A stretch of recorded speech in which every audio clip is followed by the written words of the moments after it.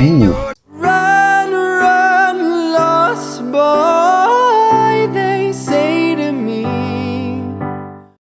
Hey guys, Adam Mishan here, singer, songwriter, and vocal coach. And it's been a while since I've done a reaction video, but when I saw Benson Boone covering Teddy Swim's song, I had to do this. So here we go.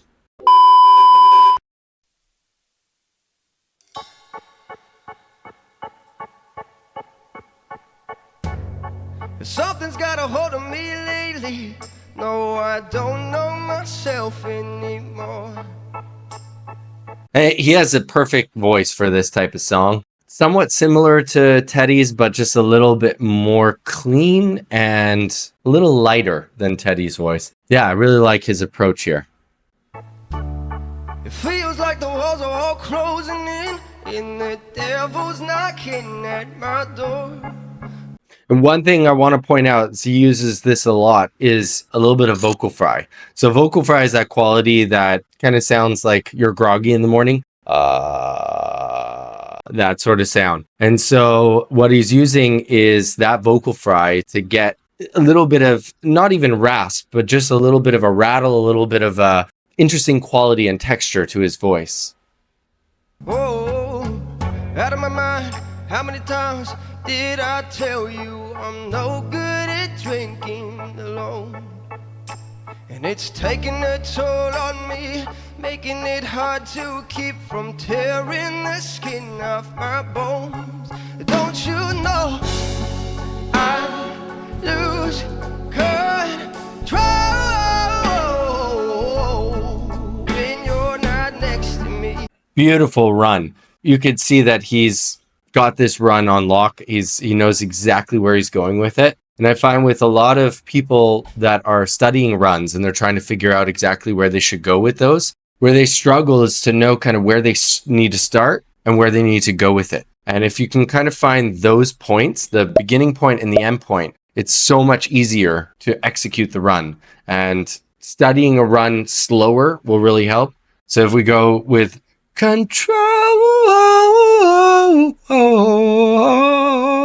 if we go slower with that run, and you don't have to do it full voice. That's another thing that a lot of people don't realize, is you don't have to like go full out to be able to just try practicing a run. Go in your falsetto, nice and light, nice and easy. Keep it, simple, and then start to add complexity to it as you practice. So definitely a good tip to start with runs. And I'm falling apart right in front of you. Can't you see? I lose control when you're... And his use of a vocal fry at the bottom helps him to kind of carry that vocal fry up into that high sort of sound. And that's where he's getting the fry rasp. So it's not like a super intense growl like some more rock singers will get, but he's got just a little bit of that grit that helps give a overall texture to his voice that he wouldn't have otherwise. And you're not here with me. You're breaking my heart right in front of you. Can't you see? Problematic. The problem is I want your body like a fiend, like a bad habit.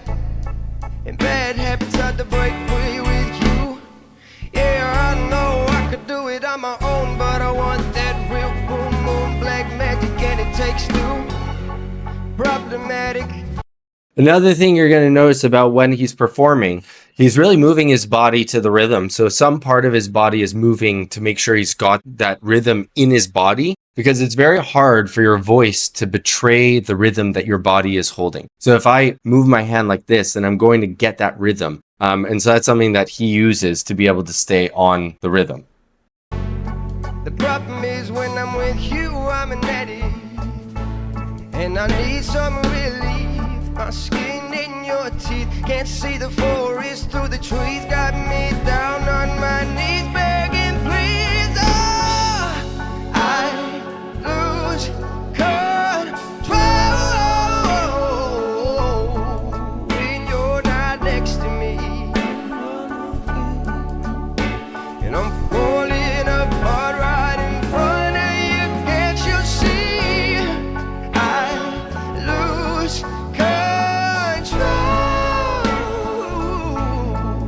Ooh. So I really like that. There he threw in a spin on the run. He didn't go full voice like every single time before. He decided to go with a little bit of falsetto, hold the falsetto top note, and then add a different run on the way down. So that could be a really cool way to practice it. Like he's doing essentially what you should be doing with practice, and he's doing that in performance. So it kind of gives a different flavor, a different approach to the run, so that it's not just the same thing every single time he hits the chorus. When you're not here with me, you're breaking my heart right in front of me. Can't you see? Yeah. Wow, I love that ending. So there he changed up the melody a little bit, and he added a totally different high note that's not there in the original. And that's one of the ways that you can make a cover sound brand new, is by adding in an element that's not there in the original, and it'll make people want to listen to your version as opposed to the original. Essentially, when you're making a cover, you want to give somebody a reason to listen to you over the original artist. So either it's going to be something in the style that might be a little bit different. So some people will take a country song and make it hip hop, or they'll take a rock song and make it country. And in that way, you kind of give a fresh flavor to it. But also another way is just change up the melody, and then it sounds totally fresh. Wow, love Benson Boone's take on this. So I hope you guys liked this video. If you did, please click on this one. You'll like it too.